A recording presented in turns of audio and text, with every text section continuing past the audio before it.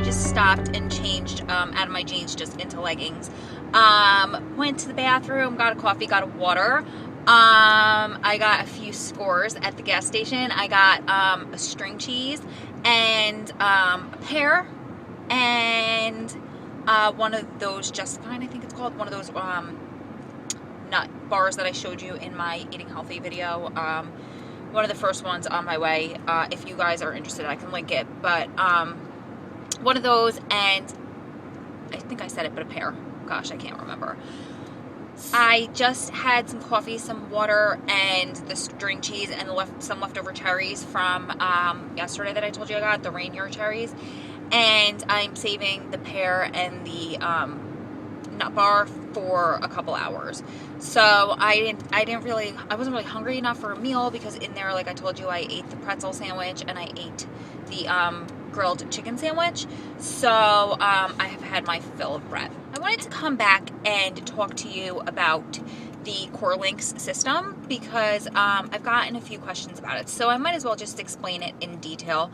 I did do a video about the app that you guys can link below, the app for the iPad and the iPhone.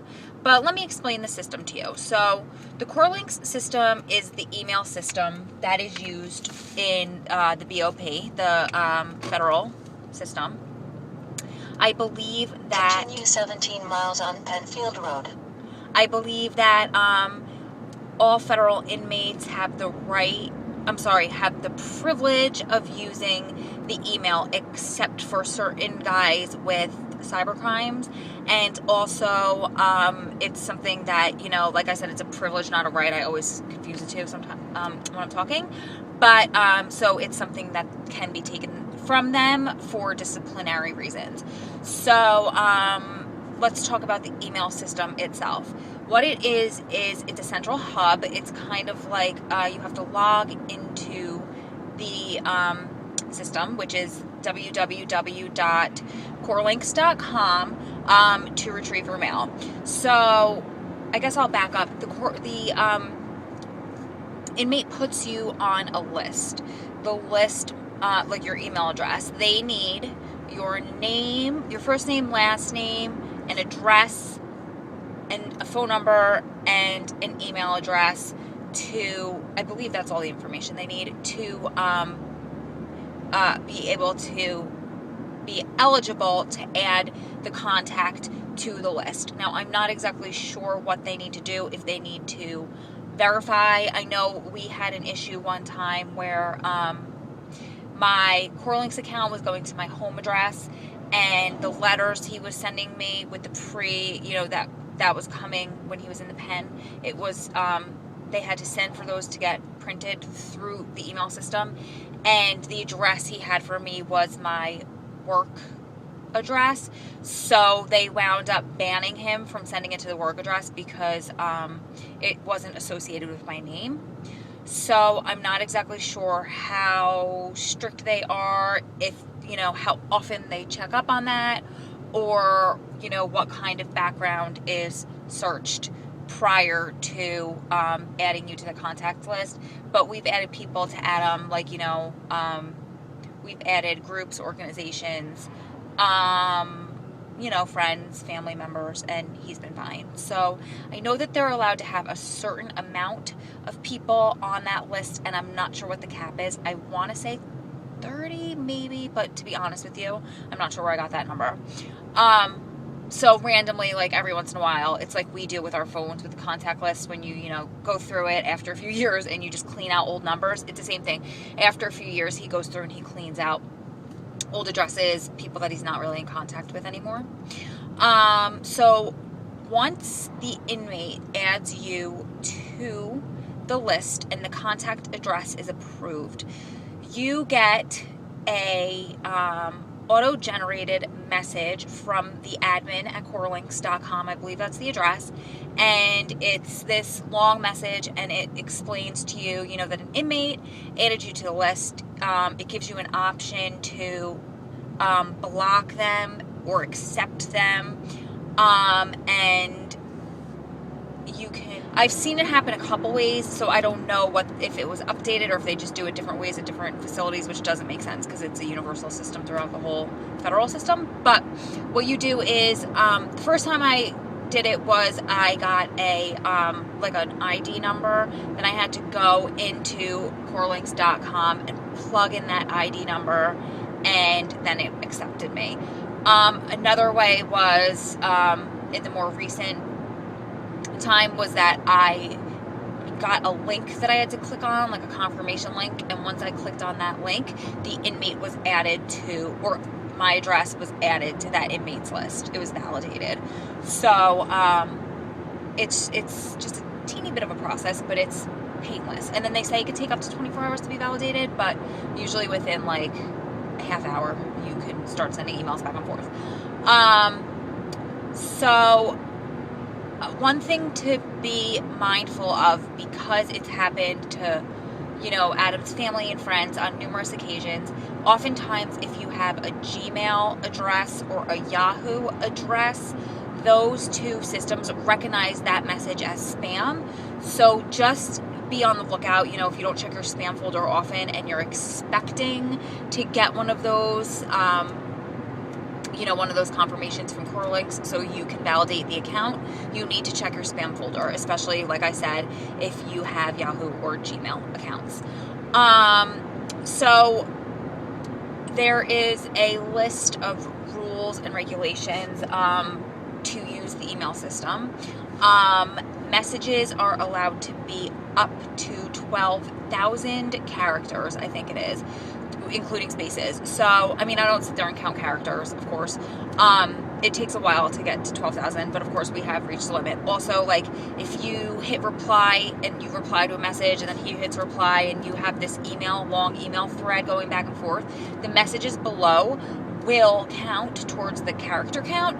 So there have been times where we just have like this long thread going back and forth, and then finally, like, at the last one, I'll just start a sentence and it'll be like, it flashes up in red and it says, you know, you've reached your character limit, and it won't let you type anymore. And when you do start typing more, it starts deleting words and letters. So, you know, what I would do is I would just start a whole new fresh email. Emails are not allowed to have any links, any attachments, any pictures. If you try to send a link, obviously the link will just be stripped out. It's almost like, what I can relate it to is anybody, if you type into a notepad on like a Windows type computer and it strips that code out of there, that's exactly how it is in Corrlinks. Like, there's no italics, no bold, you can't change font size or anything like that, which it's fine. No need to. I mean, back when he used, I believe it was called Corrlinks, it was called something else, we could do like bold and everything, but it's not like, that's not going to make or break an email, you know. So, and sometimes I'll use Corrlinks. I'll just go in there and if I need to strip code like I would do in like Notepad, like when I have my Mac, because I'm not exactly sure how to do it on the Mac from my house. So oftentimes I'll strip code. I'll use Corrlinks to strip code.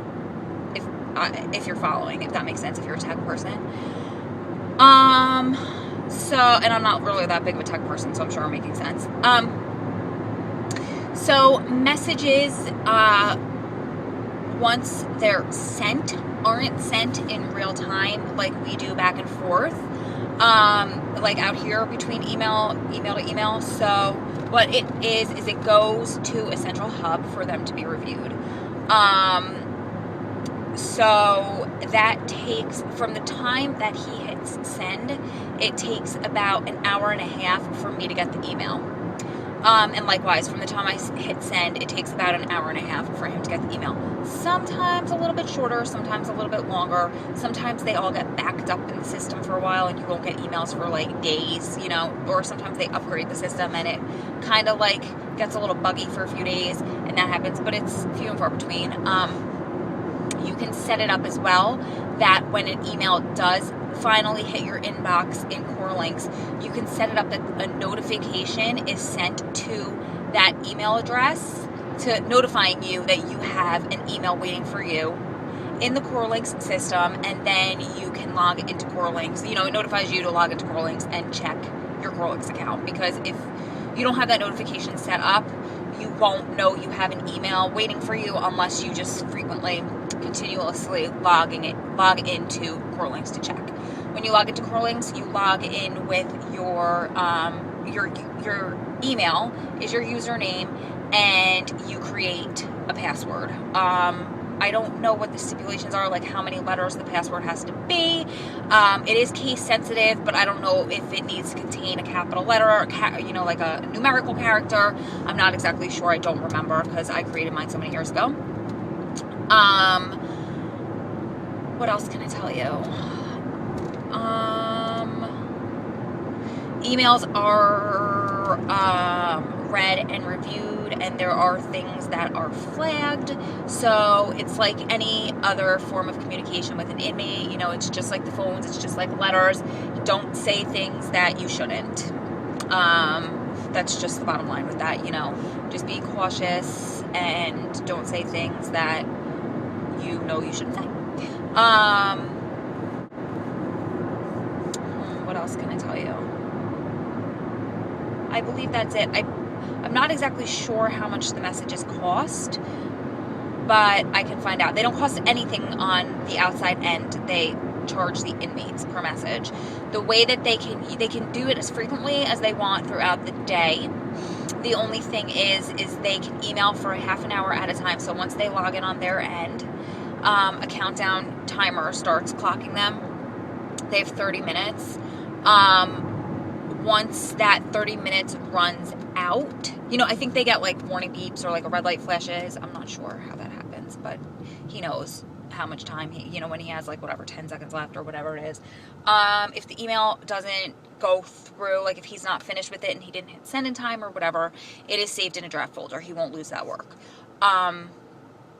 But then the inmate themselves have to remember to go back and frequently check that draft folder, because there have been, numerous times where he thought the email went through at the very last second, but, he checked his draft folder hours or even days later, and he found messages that weren't sent, And of course, when email is our main form of communication, so if he sends me an email before a lockdown and that doesn't come through to me, then he knows that I'm worrying that maybe the facility's locked down, maybe something happens. I mean, it happens and I try not to worry, but that's it's inevitable. Of course we're going to worry, even though we tell ourselves not to, because you always think the worst.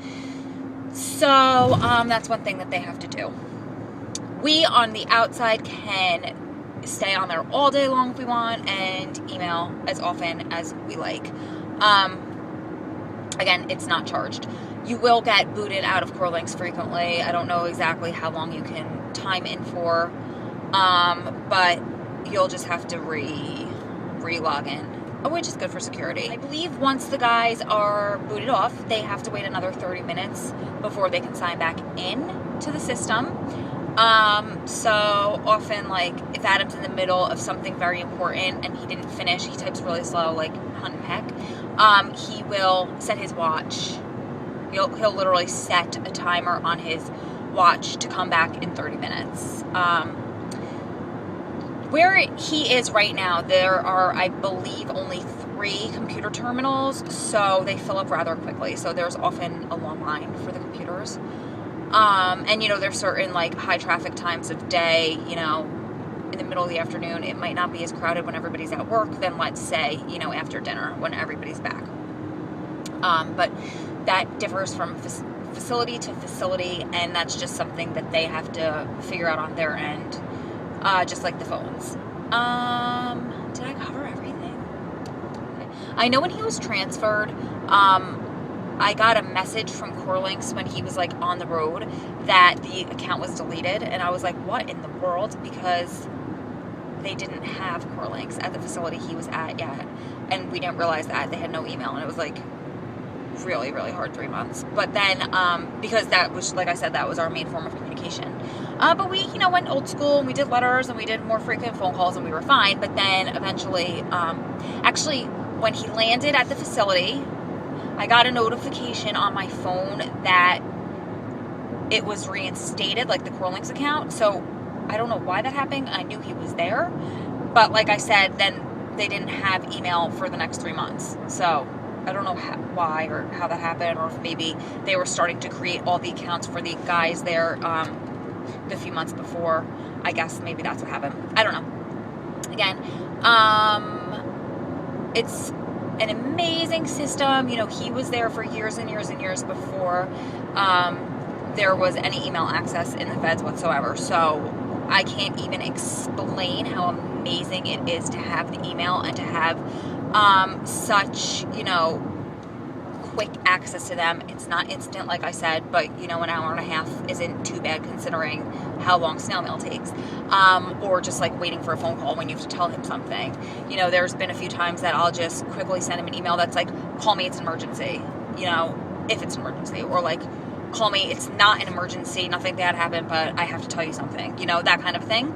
So it's a great like way to ping him. And now, of course, and there's always mobile access. There's a great mobile website, which is if you just log in to your phone to Corrlinks.com, it comes up m.corrlinks.com, like mobile Corrlinks, and it's basically the same way. Or you can see your inbox and you can send a message. You cannot see your sent messages, and there's no draft folder. Whereas on the main account online on the computer, it is, you see your inbox, you see your sent messages, and you can see your draft folder. We have a draft folder as well that we can save in. So sometimes like that was a little annoying, but not really the biggest deal, because like sometimes you want to know if you, like for me, there were times where I would be in and out of internet service and I'd send a message and I wanted to know if it went through or not. So, you know, little tiny little annoyances, but nothing terrible. And now, of course, there is the mobile app for the iPhone and the iPad, and I'm not going to go into an explanation because below there is a whole entire video called New Corrlinks app. So if you're interested, if you have an iPhone or iPad and you have access to Corrlinks, you're more than welcome to check that out. Okay, I'm going to go. I'm about to get onto the highway, so I need to concentrate on the road. But I will be back when I think of more to talk about. Health, love, and happiness, my friends. Bye.